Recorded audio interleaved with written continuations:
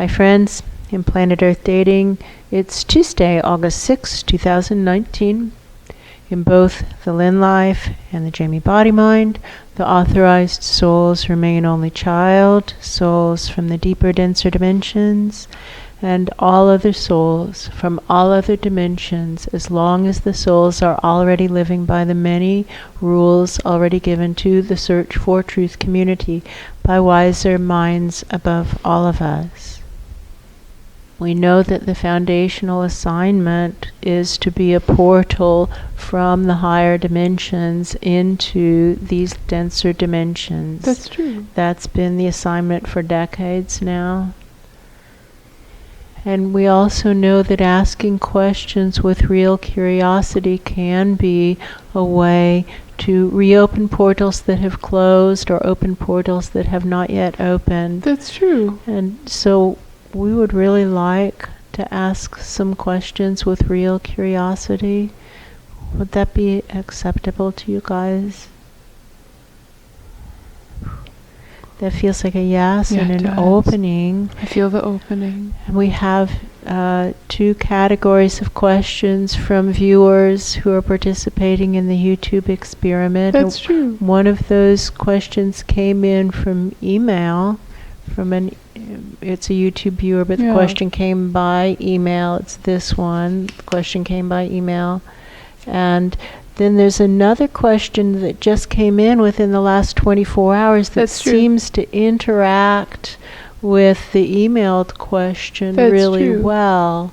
And we have other questions also in the bell that are curated and older, but these questions seem to link together, and they're on target with a topic that's timely. Would it be okay if we head in the direction of asking these questions? They want to hear it. Yeah. Okay. Okay. And they want to hear it before they make their decision, so to be alert that they like it or they don't like it. Okay, we're ready. We can do that. We can do that. The emailed question comes from a viewer named Jocelyn. And Jocelyn says, "Hello. Thank you for all your hard work. I have a question." And we would like to add our thanks to Jocelyn's and to thank you. Thank you. For all your hard work. Thank you. Because we know that humanity is not much fun to deal with right now. That's and we true. are very grateful that you are continuing to do it. Thank you. Thank you. Jocelyn says, "I have a question for the wiser minds above, and hope they will consider it a good question. In my own life's journey, I have been aware that I have often received instant karma on numerous occasions. Examples such as..." Somebody is sending somebody to check whether or not that's true. Somebody in that room of angels and godly presences affiliated with Planet Earth just sent somebody to fact check that. Yes. So go on. Examples such as, if I did something driving, I would get a ticket. That's true. That feels true. And then I never did that again. Not yet. Not yet. When I treated someone poorly in a relationship, the next relationship I would get treated in ways that reminded me that this was karma. Yes, that's true. That true. feels true. Now that I know this happens, not like I want to do bad things, I'm very conscious of what I do as to not harm other living beings or break rules. Yes. Why do some get instant karma and some don't? It also seems to me that some of the most ill-intentioned people get no repercussions, while many who try for the greater good get hurt and sometimes don't live as long. Just my generalized observation. Thank you, Jocelyn. Someone up there is saying that fits exactly into, and that what that person is saying, my belief system, but it's that's that what he's presence. saying up there. He's saying that fits exactly into my belief system. They want to hear the other question. And the other question came from YouTube comment from a viewer named Justin. And Justin says, "Hi Lynn, wow. With the events that have happened in the last few days, after you recorded this in July, I'm just blown away. it feels like we just moved farther away from feeling the instant karma. It feels that a lot of people know we need to change and want to change, but those in power are tightening their grip and use the fantasy distraction to keep the masses down. Interesting. Right? Can you list out daily actions we can take to ensure ascension on a personal level? They will take these questions. That feels true. They will take the first one first. Yes. So these are the angels and godly presences affiliated with planet Earth. That's true. Who themselves supervise guardian angels, who supervise the masses of humanity and other life on Earth. And That's true. do seem to be multiple levels of supervision that we're leaving out in that oversimplification. That's true. But it gives the understanding of levels of supervision, and that's what they're highlighting with that statement. That's true. Go on with the first question. So the first question, the real question was, why do some get instant karma and some don't? And that godly presence who was saying, this fits with my theory exactly, is saying that this has been something that he himself has been studying. Yes. Because there does seem to be kind of like a widening of the bell curve, some getting instant karma faster and faster. That feels true. And others delayed more solidly. That feels true. That they're attempting to discern what's going on, and they're talking about divine law, specifically as it regards karmic applicability and timing of karma, timing of the application of karma, and they're talking about the voluntary nature of the system. That's true. During a life, and then he says something over his shoulder to someone else, and he kind of mutes the microphone. Yeah, that's true. And so and to not be disrespectful and not attempt to pry. If he wanted it to be on the record, he would say it on the record.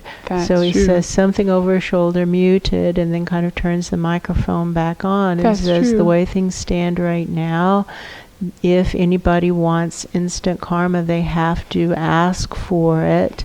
And that souls can ask for it in their pre-birth planning. And then if both the soul and the guardian angel is on board with the plan, then for that life that the soul is destined to be affiliated with, that life will have instant karma. And the lives are kind of like pinned or tagged with the original soul contract. That's true. And so it doesn't matter if that soul blows out in the astral currents, knocked out in a riptide. The life is still like pinned or tagged with the soul contract. That's so true. Beholden to the soul contract.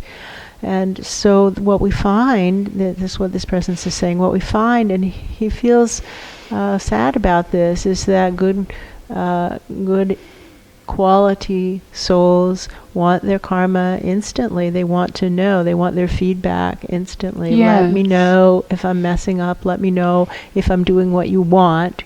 Show me through signals how I'm doing in my life, so that when the life ends, as is inevitable, I'll be feeling good about myself and not feeling like a terrible loser. Yes, exactly. And so good quality souls do request instant karma, and good quality guardian angels grant them their request. That's true. But it is no small amount of work to properly supervise instant karma. It's an inordinate amount of effort. And that's true.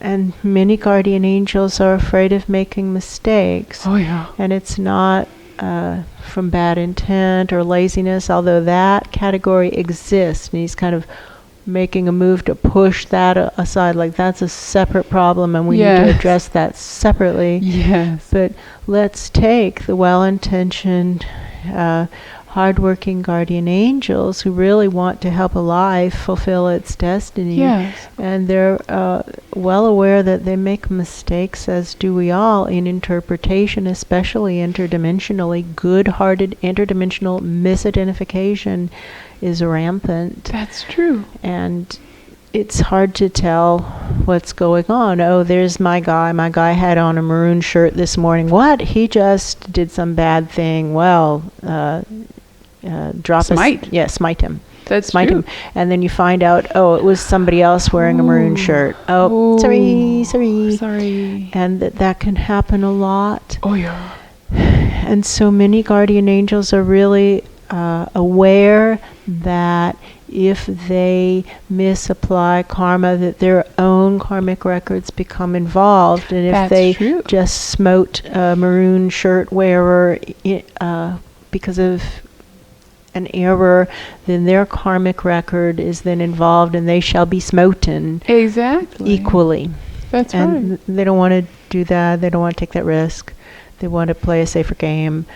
So they say, let's just wait until you get back up here and we can work through it and we can show the films. And After the life is over. after the life is over and you get back up interdimensionally, back up to where I, the guardian angel, am. And then we can all sit down in the conference room and That's play right. the tapes of the entire life start to finish. It's like That's the right. Truman Show. Everything is recorded. The That's camera's right. always running. That's right. But sometimes the camera's pointed in the wrong direction and they can say, well, hey, that's not me. Look, I don't have that birthmark there. That's not That's me. true. Zoom in, see? Somebody else.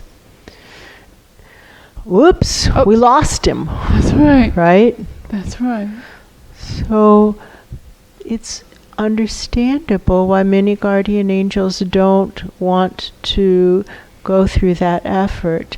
And think about it from the perspective of the guardian angel. This is still a godly presence in that room of angels and godly presences who are charged with the responsibility for planet Earth in its entirety. That's true. And they're saying, think about it from the perspective of a guardian angel who's human. We'll just talk about humans because humans have the resources. That's true. Whose human is doing really, really bad things. And that's Yes. what the viewer was pointing to. What about these humans who do really, really bad things and nothing's happening to them? And there's a guardian angel involved there also, and the cameras are running there also. That's true. But the guardian angel might be wondering what extenuating circumstances might be involved. It's like, oh, that's awful! But are there extenuating circumstances? That's always the question. That's is true. The presence did a bad thing. What extenuating circumstances are there? And there's an inquiry. And those inquiries are hard to conduct real time. That's And true. it can take quite a bit of digging to get to the reality of it. Now, an unfortunate side effect of waiting until after the life is over before providing karmic feedback That's is true. that those souls, and they're done. They're just factory food or dust. There's nothing salvageable. Because they did so many bad things So many without bad the things. feedback? So many bad Ah. things because they did so many bad things. Yeah. And it's arguable that they did so many bad things because they weren't receiving feedback. Other people are Right. saying they could rack up more bad karma if the feedback came in and they didn't respond to the That's feedback. true. And many of the guardian angels involved with those people about whom the viewer was speaking, who are just doing really, really bad things, Yeah. they're providing the feedback, they're providing the signals, and the presences are ignoring it. That feels true. It's kind of like they have the bit in their teeth and they're Yes. just doing what they want to do and they're Yes. not changing.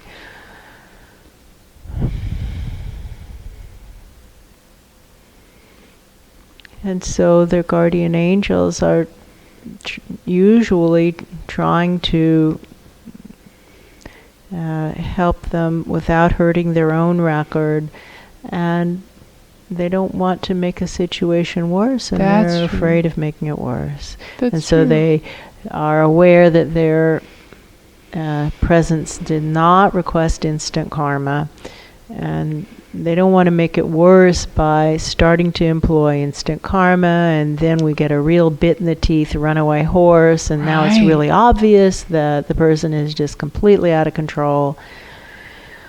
And from the guardian angel's perspective, he might have made it worse. That's true. So what we have, now the microphone is switching to someone else who's saying, so what we have is a voluntary system where the best guardian angels and the best lives and the best souls are choosing instant karma because they want to do better. That's true. And nobody else is. That's true. So we're having a dichotomy form and a gulf widen. That's true. Can we read the question again? Yes. Why do some get instant karma and some don't? Does that answer the question?